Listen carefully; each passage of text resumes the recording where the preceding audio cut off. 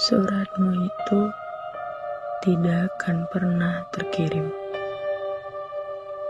Karena sebenarnya kamu hanya ingin berbicara pada dirimu sendiri.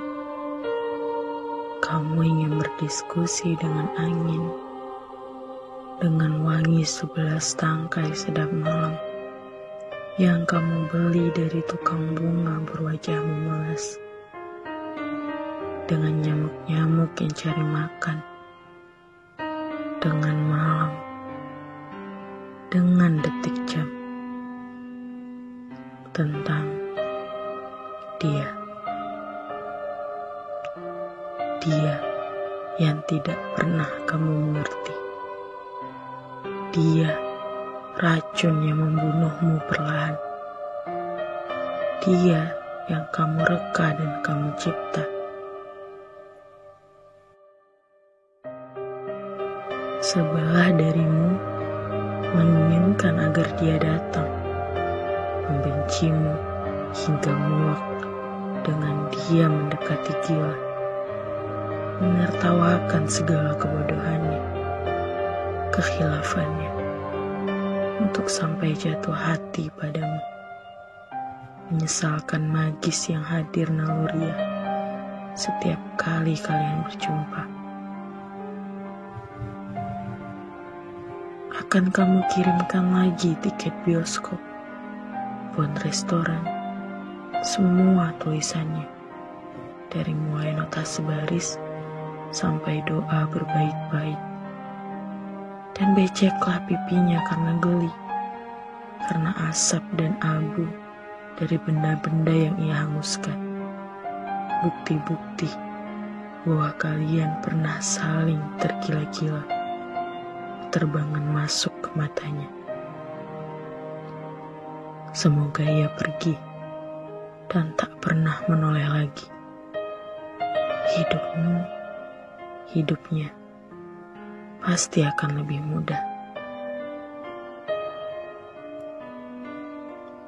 Tapi sebelah dari kamu menginginkan agar dia datang, jemputmu, mengamini kalian, dan untuk kesekian kali jatuh hati lagi, segila-gilanya, sampai batas gila dan waras pupus dalam kesadaran murni akan cinta.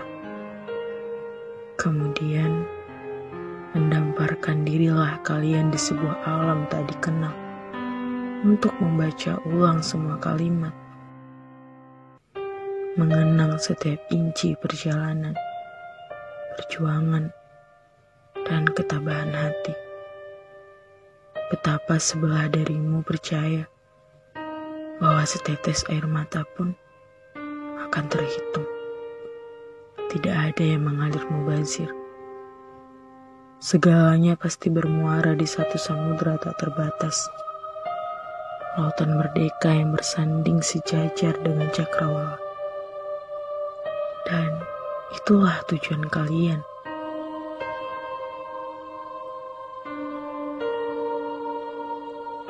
Kalau saja hidup tidak berevolusi, kalau saja sebuah momen dapat selamanya menjadi fosil tanpa terganggu, kalau saja kekuatan kosmik mampu stagnan di satu titik, maka tanpa ragu kamu akan memilih satu detik bersamanya untuk diabadikan.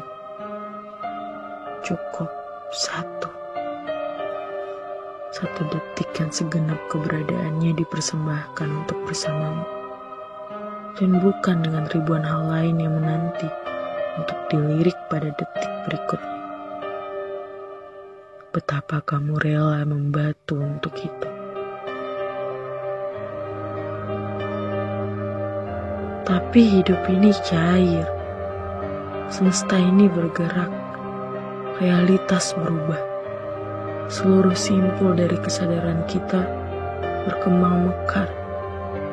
Hidup akan mengikis apa saja yang memilih diam, memaksa kita untuk mengikuti arus agungnya yang jujur, tetapi penuh rahasia. Kamu tidak terkecuali. Kamu takut. Kamu takut karena ingin jujur. Dan kejujuran menyudutkanmu untuk mengakui kamu mulai ragu. Dialah bagian terbesar dalam hidupmu. Tapi kamu cemas. Kata sejarah mulai menggantung hati-hati di atas sana. Sejarah kalian. Konsep itu menakutkan sekali. Sejarah memiliki tampuk istimewa dalam hidup manusia, tapi tidak lagi melekat utuh pada realitas. Sejarah seperti awan yang tampak padat berisi, tapi ketika disentuh, menjadi embun yang rapuh. Skenario perjalanan kalian mengharuskanmu untuk sering menyejarahkannya, merekamnya, lalu memainkannya ulang di kepalamu sebagai sang kekasih impian, sang tujuan, sang inspirasi bagi segala mahakarya yang termuntahkan ke dunia.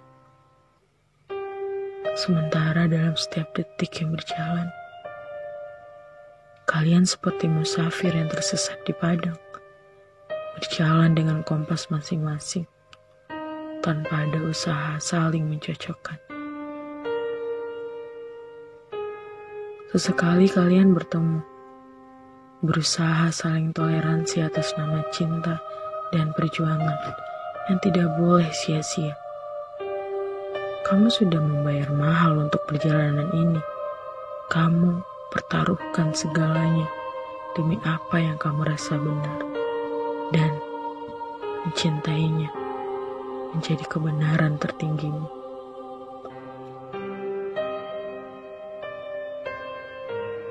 Lama baru kamu menyadari bahwa pengalaman merupakan bagian tak terpisahkan dari hubungan yang diikat oleh seutas perasaan mutual.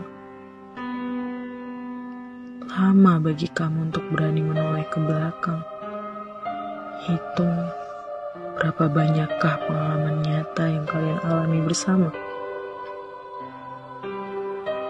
Sebuah hubungan yang dibiarkan tumbuh tanpa keteraturan akan menjadi hantu yang tidak menjejak bumi. Dan alasan cinta yang tadinya diagungkan bisa berubah menjadi utang moral, investasi waktu, perasaan, serta perdagangan kalkulatif dua pihak.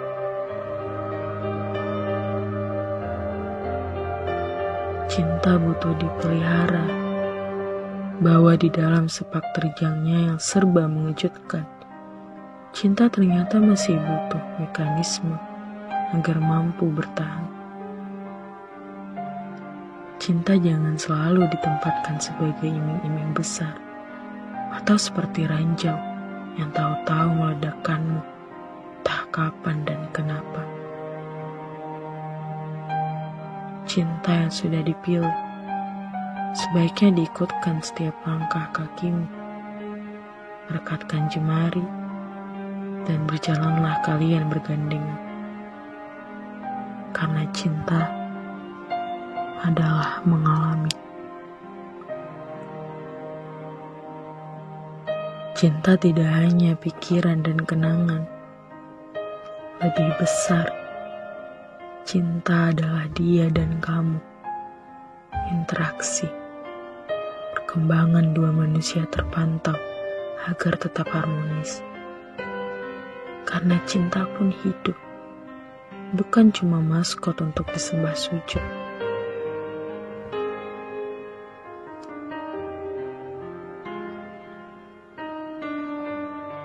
Kamu ingin berhenti memencet tombol tunda.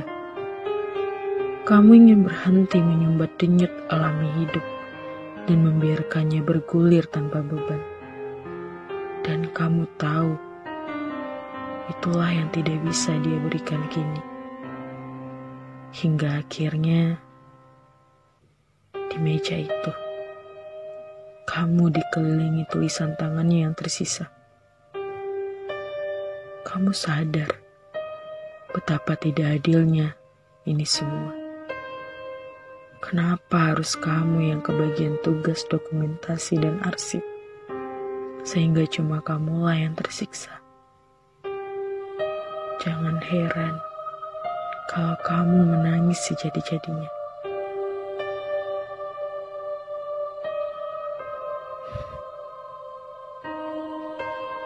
Dia yang tidak pernah menyimpan gambar rupamu pasti tidak tahu apa rasanya menatap lekat-lekat satu sosok, membayangkan rasa sentuh dari helaian rambut yang polos tanpa busa pengeras, rasa hangat uap tubuh yang kamu hafal betul temperaturnya,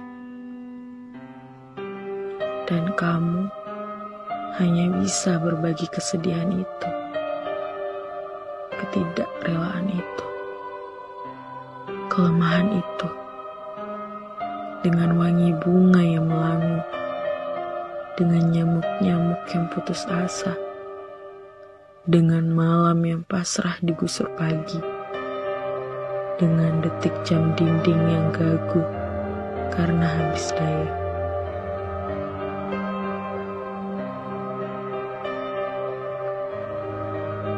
Sampai pada halaman kedua suratmu, kamu yakin dia akan paham, atau setidaknya setengah memahami betapa sulitnya perpisahan yang dilakukan sendirian. Tidak ada sepasang mata lain yang mampu meyakinkanmu bahwa ini memang sudah usai. Tidak ada kata, peluk, atau langkah kaki beranjak pergi yang mampu menjadi penanda dramatis bahwa sebuah akhir telah diputuskan bersama. Atau sebaliknya, tidak ada sergahan yang membuatmu berubah pikiran. Tidak ada kata jangan yang mungkin apabila diucapkan dan ditindakkan dengan tepat akan membuatmu menghambur kembali dan tak mau pergi lagi. Kamu pun tersadar, itulah perpisahan paling sepi yang pernah kamu alami.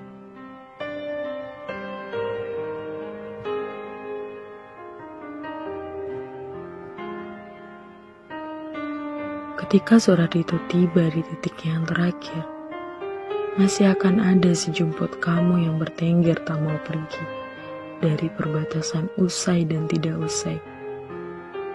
Bagian dari dirimu yang merasa paling bertanggung jawab atas semua yang sudah kalian bayarkan bersama demi mengalami perjalanan hati sedahsyat itu.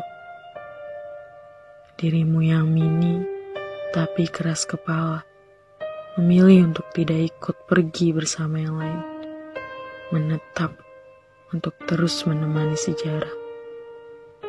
Dan karena waktu semakin larut, tenagamu pun sudah menyusut, maka kamu akan membiarkan si kecil itu bertahan semaunya.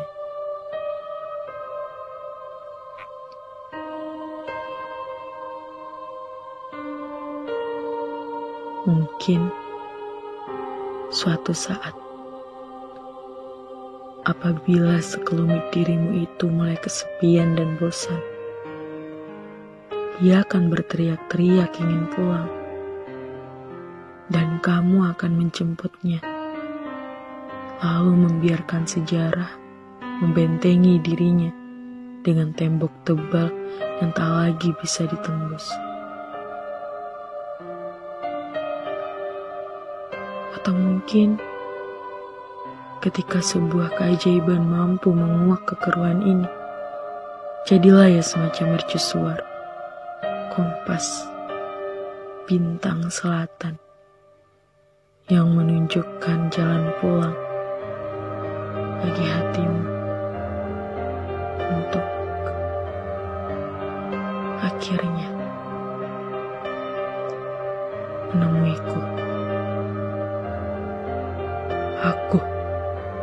yang merasakan apa yang kau rasakan, yang mendamba untuk mengalami. Aku yang telah menuliskan surat-surat cinta padamu, surat-surat yang tak pernah sampai.